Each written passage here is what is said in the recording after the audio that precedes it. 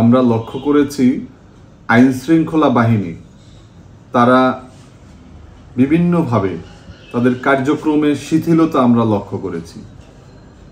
আমরা আওয়ামী লীগের সময় দেখেছি যে আমাদের ঘরে থাকার সুযোগ ছিল না, আমাদের বাসা বাড়ি, আমাদের আত্মীয় স্বজন কোথাও আমরা থাকতে পারতাম না।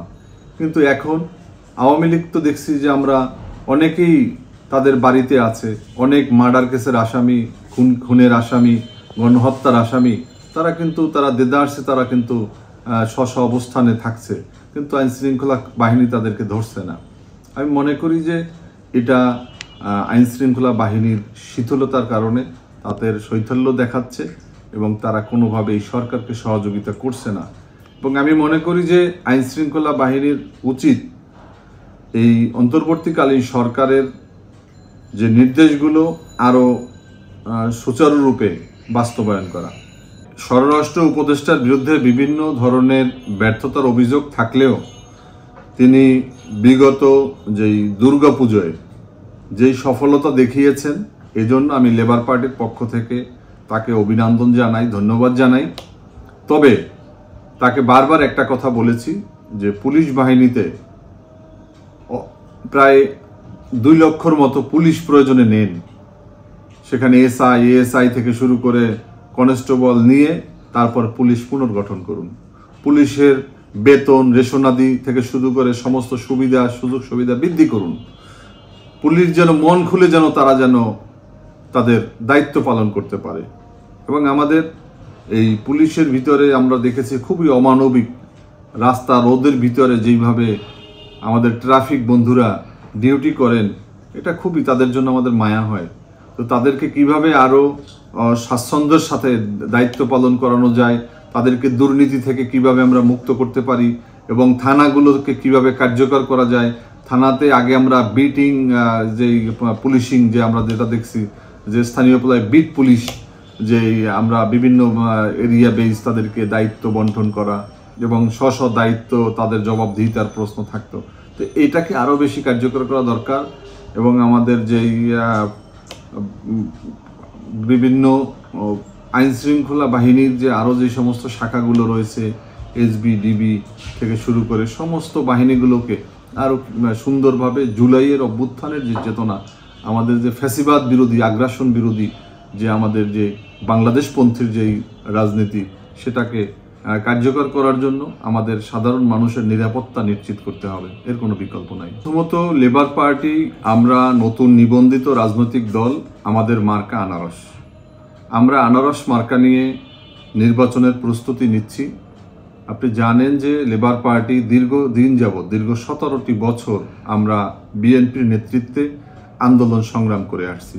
আমরা বিএনপির সাথে সমমনা 8 দল থেকে শুরু করে 18 দলীয় জোট, 20 দলীয় জোট, তারপরে যুগপৎ আন্দোলনের ধারাবাহিকতায় আমাদের সাথে এখনও বিএনপির সাথে সম্পর্ক রয়েছে। 2018 সালে আমাকে একটি আসনে নির্বাচনের করার সুযোগ দিয়েছিল বিএনপি জোট। আমি ওই সময় দেখেছি যে বিএনপিতে আসলে প্রতিদ্বন্দ্বিতা তো চরম। তো সেক্ষেত্রে আমি একটা অনুষ্ঠানেও বলেছি, আমার বক্তব্যটাকে ভুল বোঝার কোনো সুযোগ নেই, আমি কারো বিরুদ্ধে বলিনি।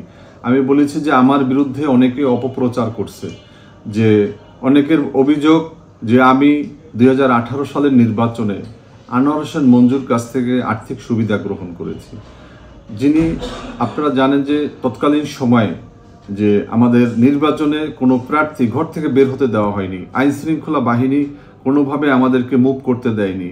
আমাদের প্রায় 54 জন প্রার্থীকে গ্রেপ্তার করা হয়েছিল। ব্যারিস্টার মাহবুবউদ্দিন খোকন, হাবিবুর রহমান হাবিব, গয়েশ্বর চন্দ্র রায়, তাদেরকে রক্তাক্ত করা হয়েছিল। জামাত ইসলামীর যেই এমপি প্রার্থী যারা ছিল তাদেরকে কোনোভাবে কোথাও মুভ করতে দেওয়া হয়নি, তাদেরকে গ্রেপ্তার করা হয়েছে। বিএনপির প্রায় 1/2 শতাধিক এমপিকে গ্রেপ্তার করা হয়েছিল। তো এই পরিস্থিতির ভিতরে সারা বাংলাদেশের যে আমাদের এক ভয়াবহ অবস্থা, আপনি দেখেছেন যে মাত্র 1400 ভোট দেখানো হয়েছে মেজর হাফিজকে। তো তৎকালীন সময়ে আমাদের যারা বিএনপির এক গ্রুপ বন্ধুরা, তারা আমার বিরুদ্ধে অপপ্রচার করছে, বিভিন্ন ধরনের রাজনীতিতে নোংরামির সর্বশ্রেষ্ঠটুকু তারা করে যাচ্ছে। আমি এই কথাটারই জবাব দিতেছিলাম যে আমি এই আমার 18 সালের নির্বাচনের সময় আমাকে নির্বাচন থেকে দূরে রাখার জন্য আমার বিরুদ্ধে বিভিন্ন ধরনের উস্কানিমূলক বিভিন্ন মিথ্যাচার অনেক কিছু করা হয়েছে। তো সর্বশেষ আমি যখন নির্বাচনে যখন আমাকে প্রার্থিতা করা হয়েছে, আমাকে প্রাথমিক নমিনেশন দেওয়া হয়েছে এবং আমি যেন ধানের শীষ মার্কা না নেই, এজন্য গভীর রাতে আমার বাসাতে, আমার বাসার এরিয়াতে গাড়ি নিয়ে শামীম সাইদি, যিনি এখন পিরোজপুর 2 আসনের জামাত ইসলামীর প্রার্থী, তিনি রাতে এসেছিলেন সুমন মঞ্জুরের পক্ষে।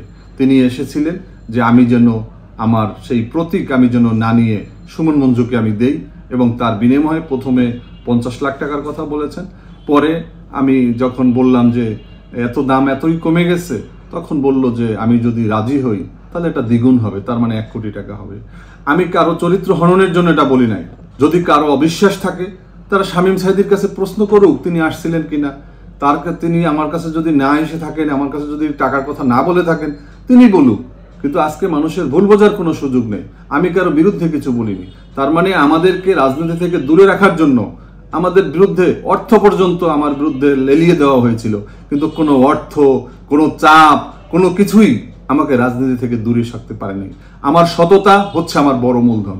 আমাকে টাকা দিয়ে কেনা যায় না। আমি টাকার বিনিময়ে আমাকে নির্বাচন থেকে দূরে রাখা যায়নি এবং যাবে না। আমি যেভাবে সৎ জীবন যাপন করি, আমি সততা নিষ্ঠার মধ্য দিয়ে আমি রাজনীতিতে বেড়ে উঠেছি। আমি কারো খুদকুরে পুষ্ট কোনো গোলাম নই। আমি কারো দাস হিসাবে রাজনীতিতে আবির্ভূত হইনি। আমি পিতার পরিচয়ে রাজনীতিতে আসিনি। আমার অর্জনটুকু আমার শ্রম, ঘাম, ত্যাগের মধ্য দিয়ে। আমি দীর্ঘ 17 বছরে 5 বার গ্রেপ্তার হয়েছি।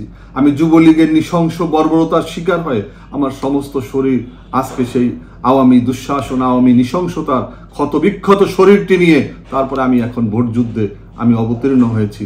আমার বিশ্বাস বিএনপি আমার এই আত্মত্যাগ এবং লেবার পার্টির সারা বাংলাদেশের নেতা কর্মীরা যেভাবে আন্দোলন সংগ্রামে ঝাঁপিয়ে পড়েছে, বিগত জুলাই গণ অভ্যুত্থানে এই লেবার পার্টির নেতা আউয়াল মিয়া জীবন উৎসর্গ করেছে।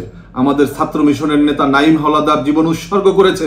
আমাদের অসংখ্য ভাই বোনেরা তারা এখনো এই মৃত্যু যন্ত্রণায় কাতরাচ্ছে। তারা অনেকে গুলিবিদ্ধ অবস্থায় এখনো তাদের পুরোপুরি সুস্থ হতে পারেনি। সেই বাংলাদেশ লেবার পার্টি আমরা বিএনপির সাথে সুসম্পর্ক রাখছি। পাশাপাশি আমরা লেবার পার্টি 100 আসনে আমাদের প্রাথমিক প্রার্থিতার জন্য আমরা কাজ করে যাচ্ছি।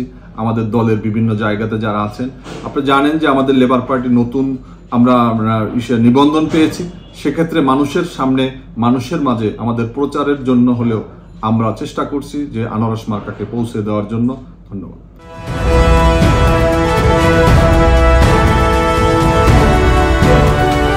জনতা টিভি, জনগণের আয়না।